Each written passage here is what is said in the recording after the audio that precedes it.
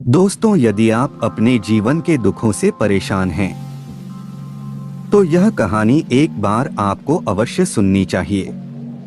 इस कहानी से आपको जीवन जीने का एक ऐसा सूत्र मिलेगा जिससे आप जीवन में किसी भी मुश्किल परिस्थिति में भी परेशान नहीं होंगे। तो चलिए तो बिना समय गवाए कहानी को शुरू करते हैं। प्राचीन समय की बात है।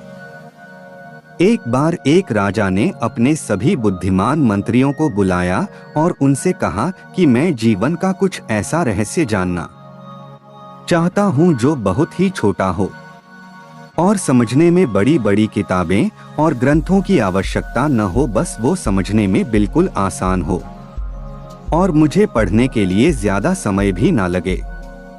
एक ऐसा रहस्य जो एक लाइन में हो, जिसे सुनकर कोई भी अपनी जिंदगी बदल सके, जो हर वक्त काम आए, फिर चाहे दुख हो या सुख, जीत हो या हार, जीवन हो या मृत्यु, तुम लोग मेरे लिए एक एक ऐसा ही सूत्र खोज कर लाओ। उन सभी बुद्धिमानों ने बड़ी मेहनत की, बड़ी बड़ी किताबें पढ़ी, बड़े बड़े विद्वानों को बुलाया, लेकिन कुछ भी निष्कर्ष नहीं निकला। अंतिम समय में सभी हार कर बैठ गए। वे सभी आपस में बातें कर रहे थे कि तभी एक ने कहा, हमने इतने सारे ग्रंथ पढ़ डाले, सारी किताबें पढ़ डाली और बड़े बड़े ज्ञानी व्यक्तियों से बातें कर ली, लेकिन अब तक कोई भी निष्कर्ष नहीं निकला। हमारी समस्या अभी भी वैसी ही बनी हुई है। तभी एक मंत्री बोला, मैंने सुना है कि पास के गांव में बहुत बड़े साधु रहते हैं जो किसी भी समस्या का निवारण कर देते हैं।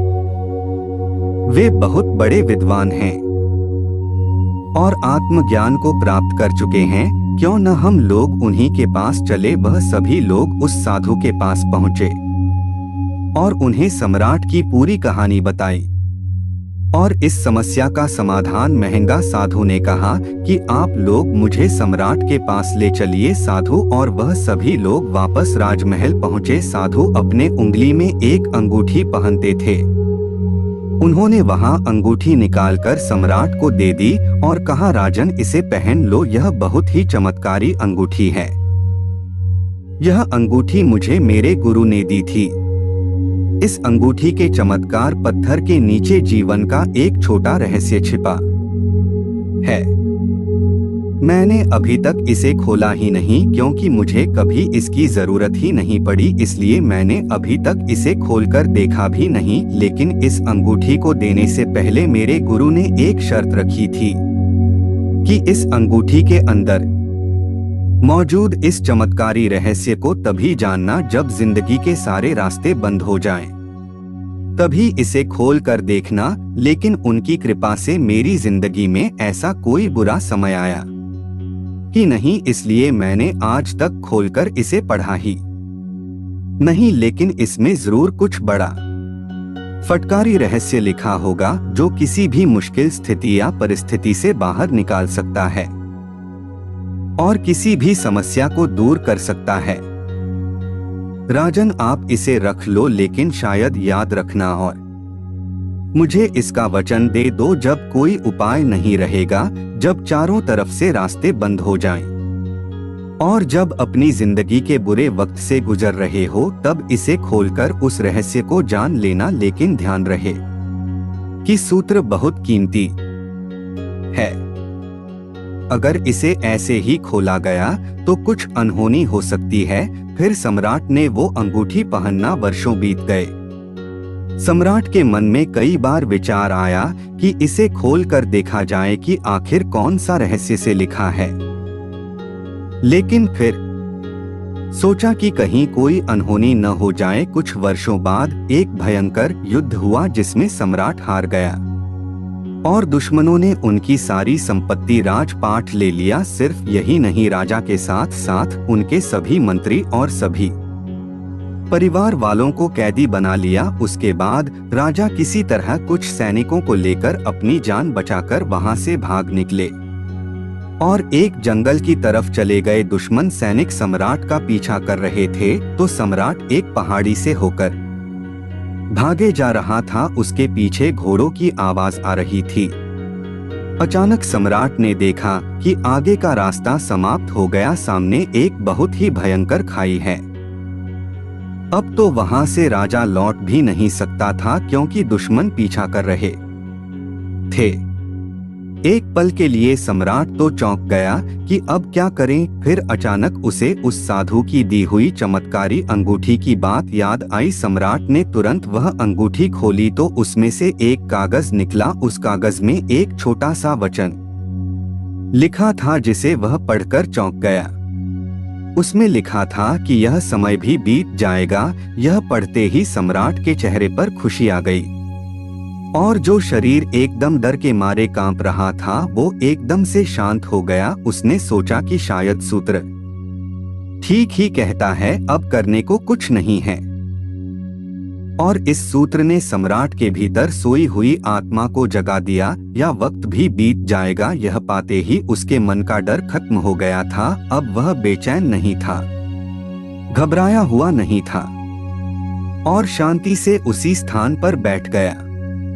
और थोड़ी देर बाद घोड़ों के पैरों की आवाज सुनाई देना बंद हो गई। सम्राट का पीछा कर रहे सैनिक कुछ देर बाद वहां से इस लौट गया क्योंकि उन्हें सम्राट कहीं भी दिखाई नहीं दे रहे थे। उन्हें पता ही नहीं चला कि सम्राट किस तरफ चला गया। सम्राट ने चैन की सांस ली और अंगूठी को दोबारा वापस पहन ली। यह समय भी बीत जाएगा, यह पढ़कर सम्राट का दिमाग और भी खुल गया और उनके अंदर हिम्मत आ गई।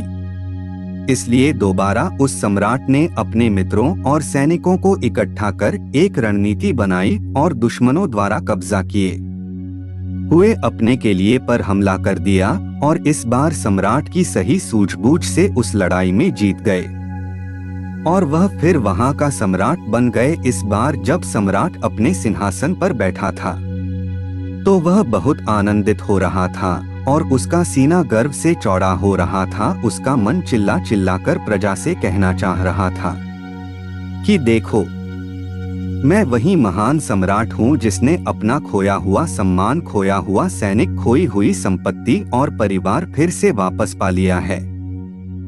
मैं एक विजेता हूँ। लेकिन इससे उस राजा का घमंड भी बढ़ते जा रहा था। तभी उस चमत्कार पत्थर की रोशनी जब सम्राट की आंखों पर पड़ी तो उसको वहां अंगूठी याद आई। उसने फिर से वहां अंगूठी खोली और कागज को पढ़ा और पढ़ते ही सारा आनंद, सारी खुशी और सारा घमंड चेहरे से लापता हो गया। वह एक पल में शांत हो गया। इस पर उसके मंत्रियों ने प्रश्न किया कि महाराज, अभी आप बहुत खुश थे लेकिन अचानक आप इस तरह शांत क्यों हो गए? क्या बात है ना जाए? तब सम्राट ने कहा, यह वक्त भी जाएगा। इस संसार में यहाँ ना तुम रहोगे ना हम रहेंगे, धन संपत्ति रहेगी, आखिर मैं भी कब तक सम्राट बने रहूंगा। जीवन में बहुत ज्यादा खुश या दुखी रहने की जरूरत नहीं। जीवन में कुछ भी स्थिर नहीं है। जो अच्छा वक्त है वह एक दिन बुरा वक्त बन जाएगा और बुरा वक्त भी हमेशा नहीं रहेगा। कहानी किसी दोस्तों, इस अद्भुत सूत्र को अगर हम भी याद रखें तो हमारे मन में कभी घमंड नहीं आएगा और मन आनंदित महसूस करेगा। आपके जीवन में कितनी भी बड़ी से बड़ी प्रॉब्लम क्यों ना आ जाए, कितना भी बुरा से बुरा समय क्यों ना आ जाए, यह सूत्र हमेशा आपको आगे बढ़ने में प्रेरित करेगा और आप कभी भी अपने जीवन में निराश होकर नहीं बैठेंगे। आपके अंदर हमेशा एक हिम्मत ही बनी रहेगी क्योंकि इसे सही से समझा जाए तो जिंदगी एक खेल की तरह है।